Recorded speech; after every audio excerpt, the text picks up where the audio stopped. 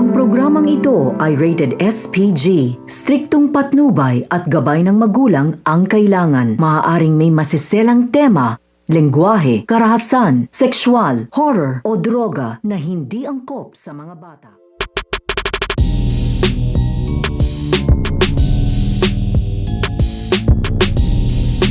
Ang maling akala nito nga ni Carlo Dalisay. So ito nga si Carlo Dalisay sa kanyang pagkakaroon nga ng malay ay dito na nga naiisipin na bihag-bihag nga daw siya ng masasamang grupo. Dahil sa kanyang pagdungaw dito nga sa bintana ay dito nga niya makikita na puro armado nga ang kanyang makikita. Kaya nga ito nga si Carlo ay gumapang nga itong palabas upang makatakas at makaalis na nga ito. At sa kanyang pagtakas ay dito nga siya makakakita ng isang baril at kukuhanin nga niya ito at gagamitin nga niya upang maging proteksyon nga niya kung magkakaroon nga ng laban at kung mapapasabak nga siya sa matinding bakbakan. At sa kanyang paglabas ay dito naman niya makikita ito nga si Ramona. Dahil ito nga si Ramona ay dumating na nga dito at agad-agad nga niya ditong pupuntahan ito nga si Carlo Dalisay upang tignan kung ano nga ba ang kalagayan nito nga ni Carlo. Kaya nga ito nga si Ramona ay ikakagulat niya na dito dahil ito nga si Carlo ay wala na nga dito nga sa kwarto kung saan nga niya ito ginagamot.